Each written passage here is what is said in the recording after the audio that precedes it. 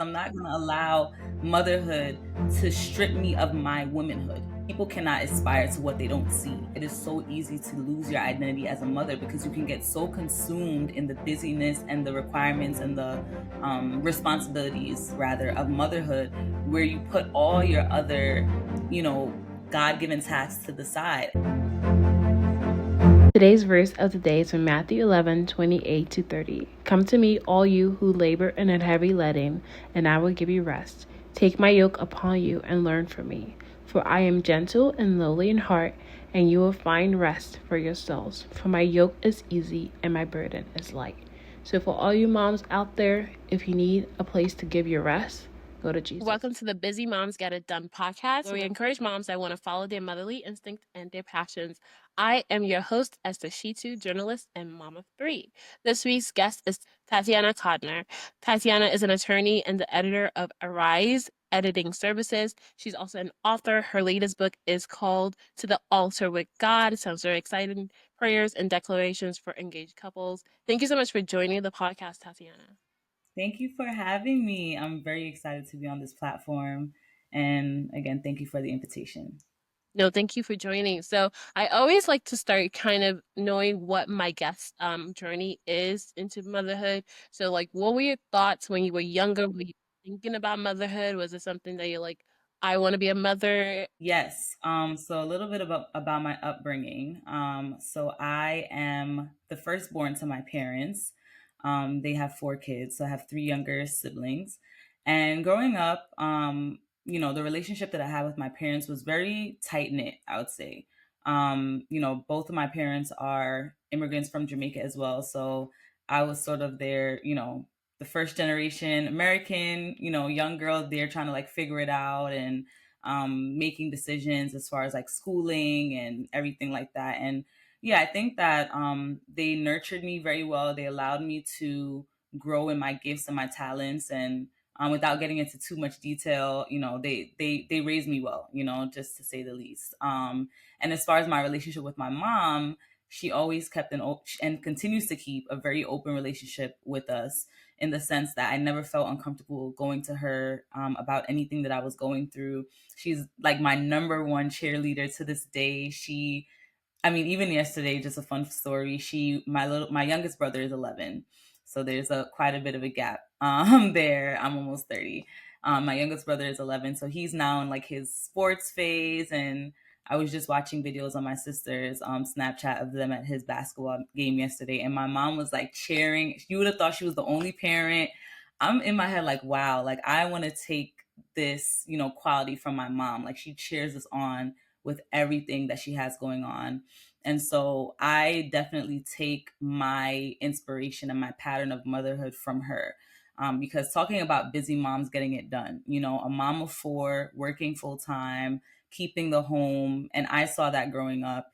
And now, as a new mom, as of 3 months ago, I literally called her the day after I gave birth and I was like, Mom, like I tip my hat to you, because now I'm not just thinking about me and my husband, I'm thinking about my child. And it's a lot. It's a huge balancing act. And I know we'll get into it more in the talk. But yeah, I would say that my thoughts going into motherhood were definitely patterned by what I saw my mom doing. And now being a new mom, when I think I'm getting overwhelmed, I just think about her and I'm like, if my mom could do it, I saw the pattern growing up, like I can do it. I just need to like muster up the strength that she has, and just do my best.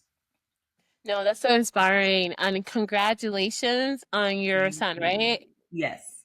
Yes, congratulations.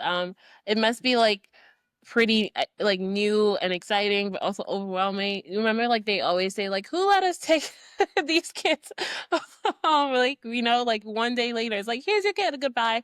Take care of them for the rest of the day, for the rest of their life. So you saw your mom obviously Mhm. working, raising 4 kids, which is such an inspiration. That's a lot, that's a lot of kids. Yes. Um, was there like a point where you're like, I want to do this? When did you think about becoming an attorney? Was that what you Mhm. always wanted to do? And did you always think, oh, I'm going to be an attorney and also a mom? What was your thought process? Yeah, so I would say that as far as my career is concerned, from a young age, I had an interest for whatever reason in government, which dovetailed into an interest in law. Fun fact about me, like growing up, when people used to ask me like what I wanted to be, I would say the president of the United States. So like it all started from there. To this day, one of my uncles still calls me the president, as my nickname. And so going through like high school and college, I geared myself toward legal internships, and I loved them all. I loved the challenge. I loved, I was, I guess, naturally good at writing, reading growing up. And so the skills to be an attorney, I think, were things that were cultivated from my childhood. And then when I got graduated from college, I got to the point where I had to make that decision, like, is law school what I really want to do?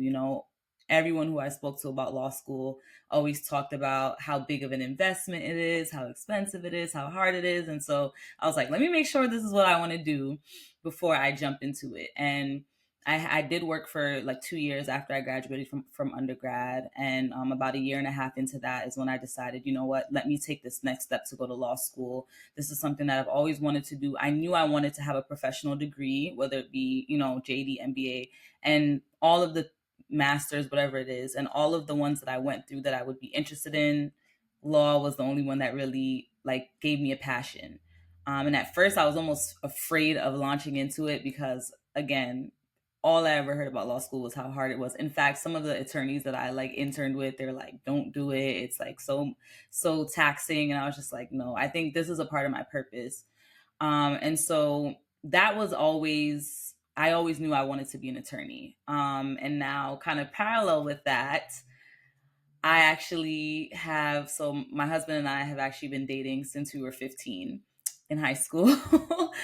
So I think coming up, I also knew that I wanted to have a family eventually. And so, we kind of have parallel career paths as well. We both were born the same year, graduated the same year. So while I was in law school, he was actually in nursing school, which worked out very well because we could, support each other. At that time, we weren't engaged yet. So we got engaged my third year of law school, got married after law school. And so it was kind of like I knew I wanted both. I never knew how I would balance them or how it would look, but I'm living it now. And I know, like I said, we'll get more into it. But yeah, I always knew I wanted to have a family and be a professional. And yeah, I kind of was like, this is the life I want. And, now I'm blessed to be starting it out. I mean, I've been married for 2 years now, but I feel like adding a child to it adds a whole nother level. So I still feel like I'm new to the whole experience. No, you're it does add like a different layer. So you're attorney, obviously you're now a mom, but you're also a writer, right? So like Mhm. I wonder how like you're like I still want to like be an attorney, which is like tasking in itself, and also write and have this like Arise editing service. Yeah. So I think all of that has to do with really my main goal. So I am a Christian, and I was raised, going to church. I would say in college is when I developed my personal relationship with Jesus. And that is the springboard of everything that I do in my life. And so now, having that personal mature relationship, I'm always thinking like, how am I going to fulfill the purpose, like my God-given purpose? That's like my concern, and I think even with the decision to go to law school, I really didn't know what I wanted to do because I was like, I was already working, I was already making money. So I was like, should I take time, like step away from my career that I'm already building and now go put myself in debt? And is that wise? And through prayer, the Lord sent so many confirmations that no, this is the path that you're supposed to be on. And so, going through law school, I my gosh, I literally have to record some videos about my journey because I can't even summarize it to do it justice. But long story short, I had great success in law school by the grace of God. I was able to make history at my law school. And from that experience, I was like, wow, really following God's instructions pays off. Because even with law school, I wanted to go to this one law school so bad, didn't get in. And it turns out the law school that I went to was exactly where I needed to be to fulfill my purpose, right? And so, now having graduated, being a professional, I realized that my purpose it's multifaceted, right? Like he's called me to be in family, he's called me to be an attorney, but there's also I think I'm realizing that there's a dimension of family and motherhood and wifehood that he's giving me revelation about and causing me to share that revelation, if that makes sense. So the story behind the book is that a few days before my husband and I got married in January 2023, the Holy Spirit gave me this idea to write a book of prayers for engaged couples. Because the first thing that we did after we got engaged, before we even started the planning, I was like, no, we need to write some prayer points. We need to make sure we have a good spiritual foundation, because marriage is ministry, for lack of a better term. Marriage is God's design for family, and so anything that we're setting out to do, we need to do it prayerfully. And so we had this Google Docs where we wrote prayer points, and then yeah, right before we got married, and our engagement was we got engaged October 2021, so it was a long time coming because I had law school in the middle of that. But anyway, long story short, Holy Spirit gave me this idea to write this book. And I was like, whoa. I mean, I had already had some book ideas from 2018, but this one, he was like, no, you need to work on this one now. And so I got to writing and wrote throughout 2023. And then finally last year, in April, I was able to publish it all by his grace. It was not me. I say that I was a vessel to bring the book about because it was really written by inspiration of the Holy Spirit. And so I'm very grateful that I was able to do it. And God willing, will have more books. I actually have a brand new ebook that I also just released on prayers for your husband. And yeah, I just want to be all that, I feel like God is leading me to be, and not pigeonhole myself as just a mom, as just an attorney. But why not? I can also be a writer. I can also be a business owner, right? Editing is something that's my bread and butter. That's what I've been doing as an attorney thus far in my career. So why not use it to also propel the kingdom of God by helping other authors publish their God given works as well? No, I love that. You dropped so many nuggets. Marriage is a ministry. I like that. Obviously allowing God to be the one to to lead you and guide you and fulfill your destiny. And it's not just like I feel like sometimes as moms we kind of pigeonhole ourselves. Like you lose your identity. I feel like for Oh, years I definitely did lose my identity, and it's just now that I'm like, okay, okay, God, where am I going? Where are you mhm. taking me? Like I love being a mom, but I also want to do other things. And so I love that. I love that, like allowing the Holy Spirit to be the one to guide you and lead you. So that's really Yeah, good. absolutely. And if I can add something to that, because you just touched on something that's so powerful in terms of identity. And I have to put a plug here because when we're talking about models of motherhood, my mother, my natural mother, is my main model of motherhood because that's who I saw growing up. But I would say recently, I would say my pastor has also been a model of motherhood. So her name is Leslie Osei. Prophetess Leslie Osei is my pastor, along with her husband. And she, I mean, talk about looking at women and realizing that it's possible. She does it all. And, I think that's a revelation that I caught early on, that people cannot aspire to what they don't see. So it's very important to have pictures of people that you're looking at, role models, so to speak. That's what we know them as, right? And so when you see, for me, it was growing up was my mom, but now, in terms of balance in ministry and motherhood and um being a businesswoman, like my first lady, she does it all. And she hosts a mentorship, a women's mentorship, and in January the topic was identity. And I literally had my son on January 2nd, and so this was like, it aligns so perfectly because we talked for 3 days about identity and what it means to fulfill your identity. And I realized, like, wow, it is so easy to lose your identity as a mother because you can get so consumed in the busyness and the requirements and the responsibilities, rather, of motherhood, where you put all your other, you know, God given tasks to the side. And it seems good. It seems like that's what you should do. But actually, that's not, that's not okay, because you're not just a mom.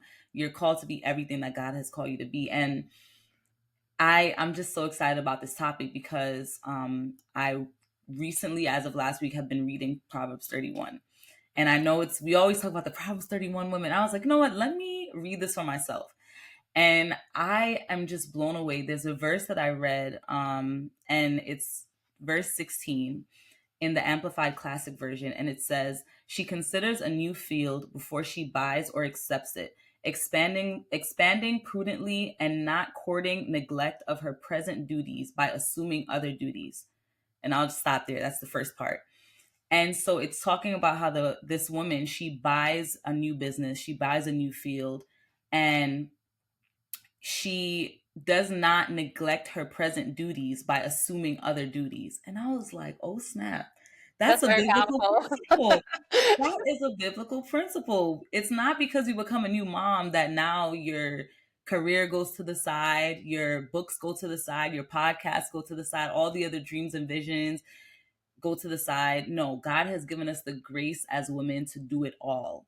And you see that in Proverbs 31. She did it all, you know? And so I'm very grateful that I have that pattern to look at, that example to look at in my mom and in my pastor, that no, you can really, you can do it all. You don't have to lose your identity. Even when it comes to, and you know, there's something called times and seasons, right? When I had my son in January, I wasn't out and about the next week. I had to be in with him for those first couple of months, nurturing him, recovering, and all of that. But best believe, as of last month, I picked myself up and I went out to dinner and I left him here with dad. And that's okay, you know? Like, and I'm very, very grateful that I had that mentorship in January about identity, because it gave me the peace to know that that's okay. Because I believe the enemy would have you feel like, no, you have to be here with your child. You can't leave him, you know.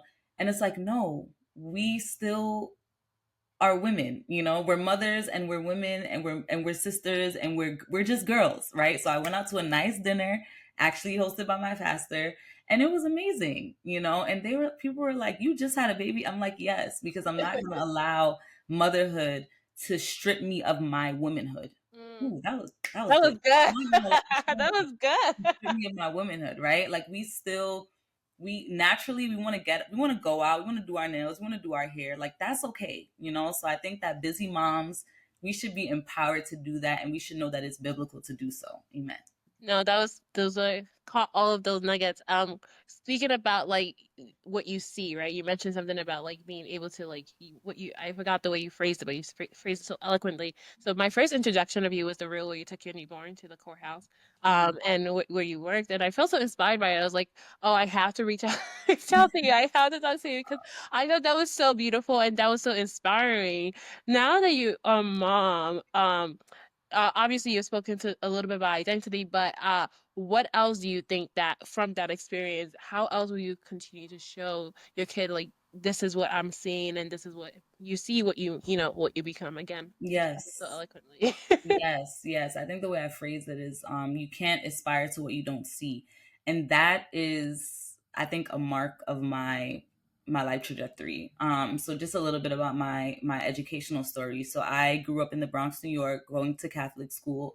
And that was because my parents, you know, they, considering all the options, they thought that that would be the best environment for me outside of, like, you know, New York City public school. So that was my foundation. And then sort of in seventh grade, or seventh grade, my principal recommended me for this program called Prep for Prep 9.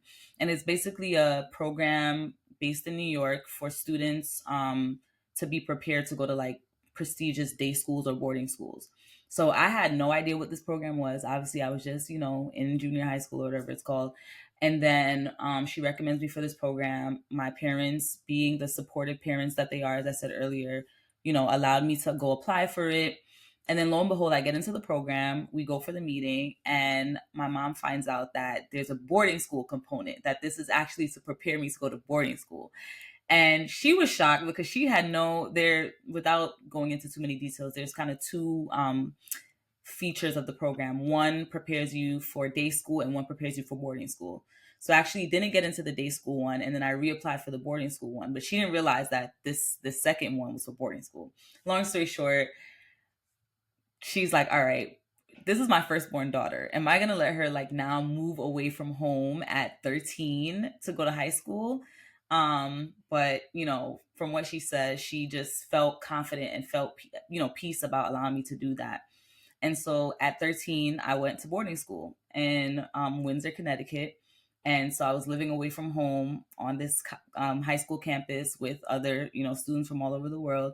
And it literally opened up a whole new world to me. I had no idea. I grew up going to school with mainly Caribbean, other Caribbean people.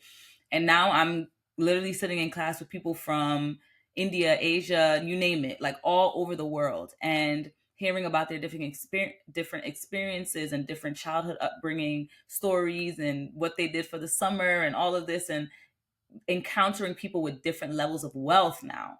I was like, whoa, this is a whole new world. I mean, even just down to sports. I had never heard of lacrosse. I had never heard of, I don't know, other sports, right? And so squash, like, so I'm learning all these new things in high school.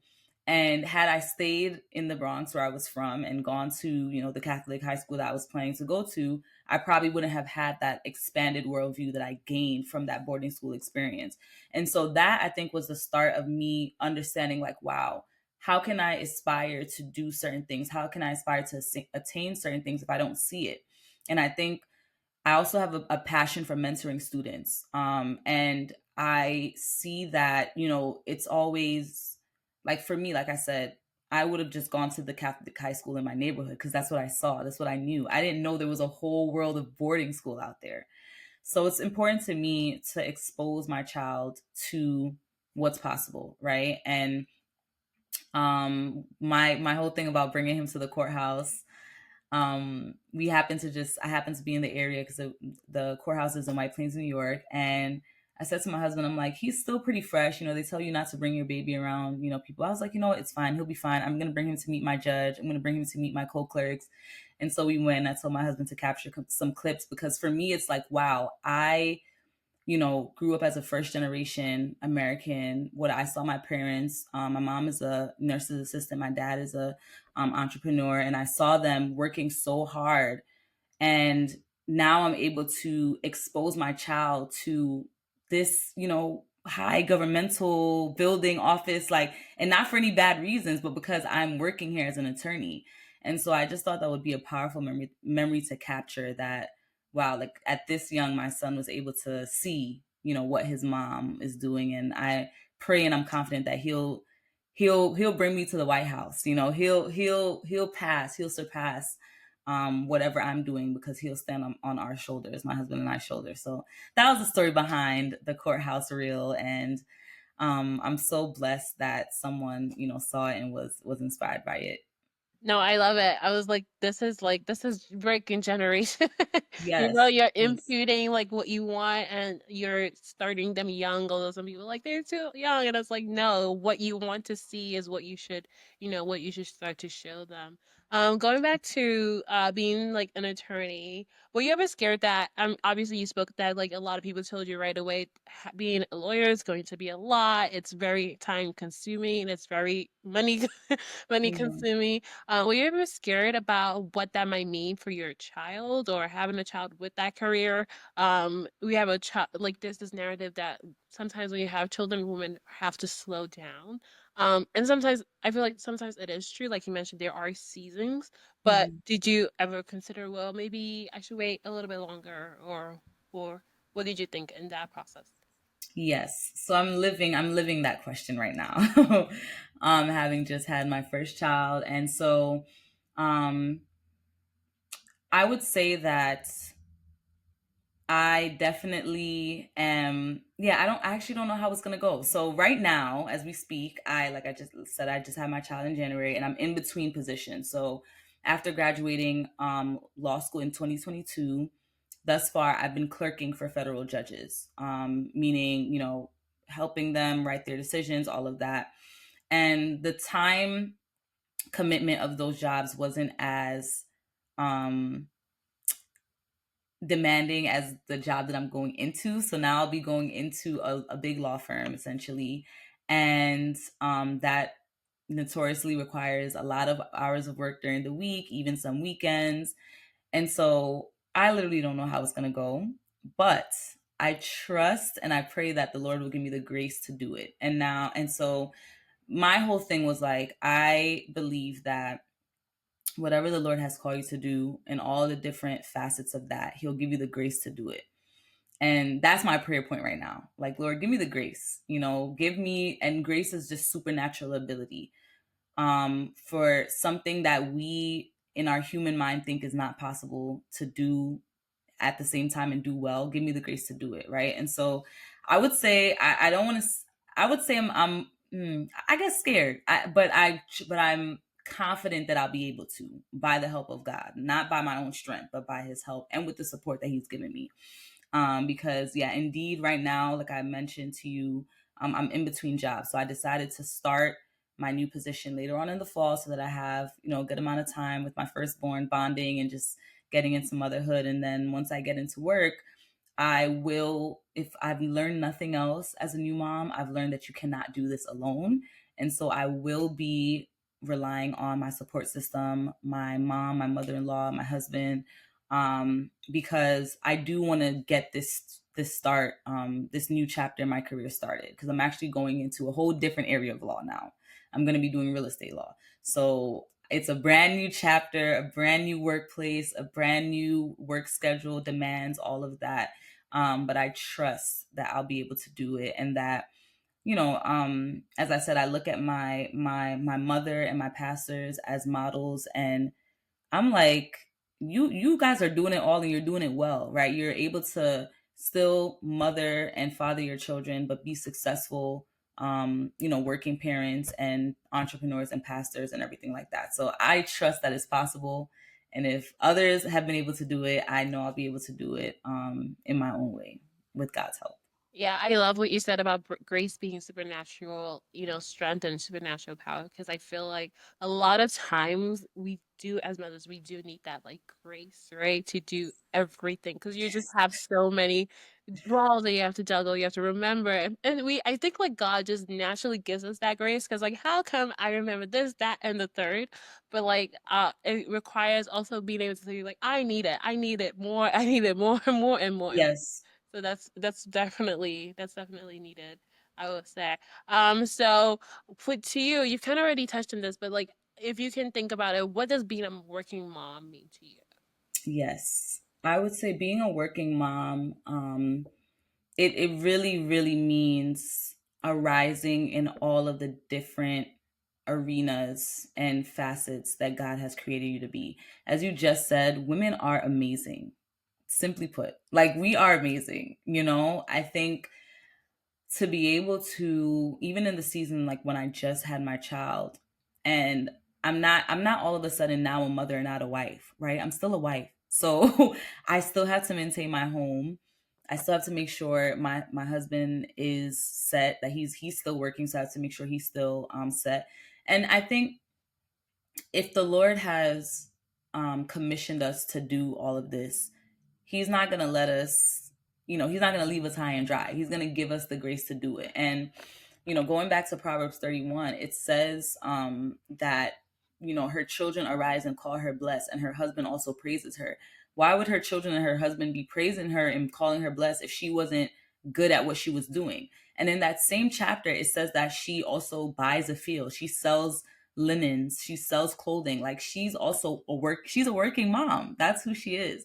And so if that pattern is given in the Bible, then it's possible to achieve, right? And so I think being a working mom is relying on the grace of God to do both, to work and to also be a mom, because they're both full-time jobs. Like, literally, I'm just like, even when I went out to dinner recently, by God's grace, my mom and my husband were watching my son, but I'm still thinking, thinking about how he's doing, not consuming myself with it, but we have to think about multiple things at one time, right? We have to prepare to, if we're going now to work and we're leaving our children, whether it be childcare or with family, we have to do all of that preparation ahead of time to make sure that they're set.